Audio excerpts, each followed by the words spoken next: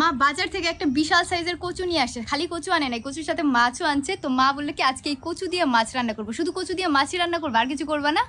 মাছ তো আনছি, অনেকগুলো মাছ আনছি, মিশালি মাছ, বাটা মাছ, কই মাছও আছে। তো কিছু মাছ বড় বড় সাইজের, ওগুলো আজকে কচু দিয়ে রান্না করবো, আর বাকিগুলো ভাজবো।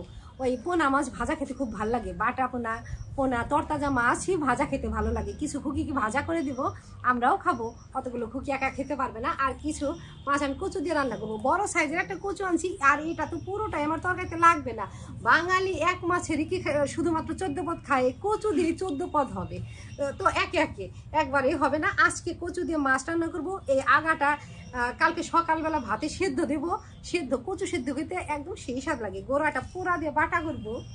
কচুটা কেটে ছিলে নিচ্ছি, ডুমো ডুমো করে কাটবো, কেটে গরম জলে ভাপিয়ে নেবো। উনুনে জল শুদ্ধ কড়াইও বসিয়ে দিচ্ছি, জল গরম হতে থাক, আমি কচু কেটে কেটে ধুয়ে ধুয়ে দিয়ে দেবো। ছিলে ডুমো ডুমো করছি, এই যে এখন এইভাবে কাটবো, এরকম পাতাইলা কাটলাম, এখন এই লম্বা কাটবো, ব্যাস।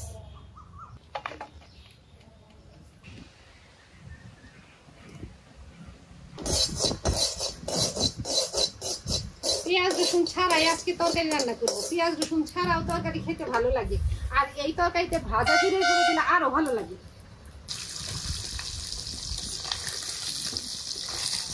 বেশ অনেকগুলো মাছ নুন হলুদ দিয়ে মাছছি, তবে এতগুলো মাছ রান্না করলে তো আমাদের অত তরকারি লাগবে না। কিছু মাছ হচ্ছে ভাজা করবো, আর বাটা মাছ ভাজা খেতে তো খুব ভালো লাগে। এই যে প্রথমে একটু বেশি তেলে বাটা মাছগুলো আগে ভেজে তুলে নেবো, পরে তরকারির মাছগুলো একটু হালকা করে ভাজবো, আর বাটা মাছগুলো কড়া করেই ভাজবো।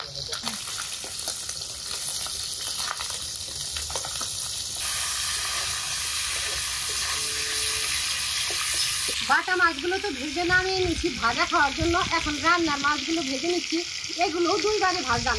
প্রথমে এগুলো ভাজছি, এখন কড়াইতে ওইগুলো দিচ্ছি, অতটুকুই আছে একবারে দিচ্ছি।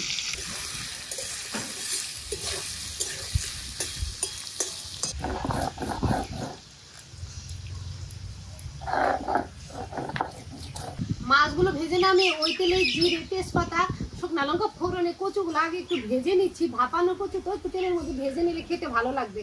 এখন এই ভাজা ভাজা হয়ে গেছে, এখনই সব মশলা দেবো। মশলার মধ্যে হলুদ গুঁড়ো আর এই বাটা মশলার মধ্যে আদা আর পাকা পাকা লঙ্কা বেটে নিচ্ছি, এগুলো দিয়ে রান্না করবো। লঙ্কা একটু বেশি দিচ্ছি, কচুর তরকারি একটু ঝাল হলেই খেতে ভালো লাগে। সব মশলা দিয়ে দিচ্ছি, এখন কিছু সময় কষিয়ে নিয়ে ঝোলের জল দেবো।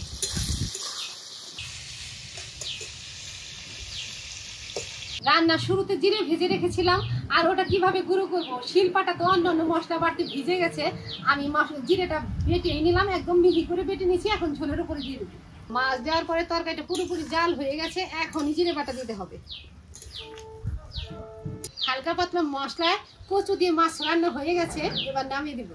আমার ঠাকুমা তো এমন কচু দিয়ে মাছ রান্না করলে সবুজ সবুজ হতো, ওই কাঁচা লঙ্কাটা সবুজ লঙ্কা বেটে দিত, তাই তরকারি সবুজ হতো। আজকে তো আমি কাঁচা লঙ্কায় লাল লাল লঙ্কা পাইছি, যে কারণে তরকারিটা একটু লাল লাল হলো। শুধুমাত্র ওই পাকা লঙ্কা বেটেই দিচ্ছি, আর তাছাড়া তো মানে কালার হওয়ার জন্য আমি লঙ্কার গুঁড়োও দিইনি। আর লঙ্কাগুলো খুব ভালো ঝাল আছে, লঙ্কাগুলো লাল লাল পাকা লঙ্কা, রান্নাটাও একদম লাল লাল হয়েছে।